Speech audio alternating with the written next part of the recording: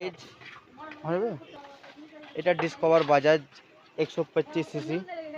এটার কারেং মিসিং ছিল, ঠিক আছে।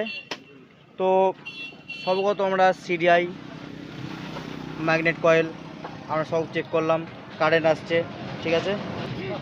তোমার যে বাটলি কয়েলের মেন তার আছে, এই তারটুকু লাইন আসছিল, প্লাস এটা আর্থিং পাচ্ছিল না, ঠিক।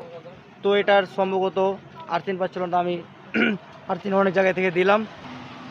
তো এটা গাড়ি আমাকে দুদিন থেকে হয়রান করে দিল।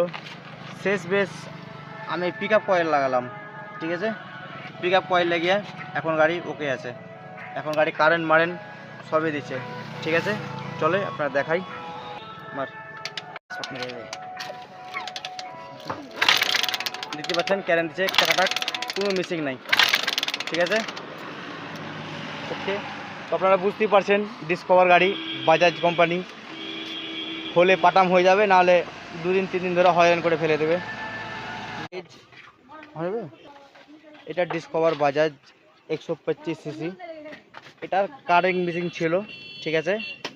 তো সবগত আমরা সিডিআই ম্যাগনেট কয়েল আমরা সব চেক করলাম, কারেন্ট আসছে, ঠিক আছে।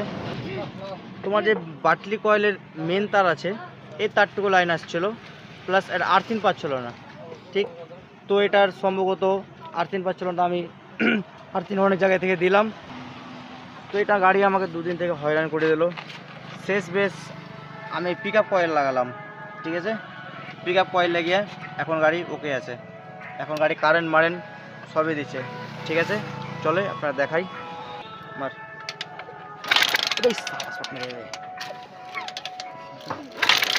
দেখতে পাচ্ছেন কারেন্ট দিচ্ছে, টাকাটাক কোনো মিসিং নাই, ঠিক আছে, ওকে। তো আপনারা বুঝতেই পারছেন ডিসকভার গাড়ি বাজাজ কোম্পানি হলে পাটাম হয়ে যাবে, নাহলে 2-3 দিন ধরে হয়রান করে ফেলে দেবে।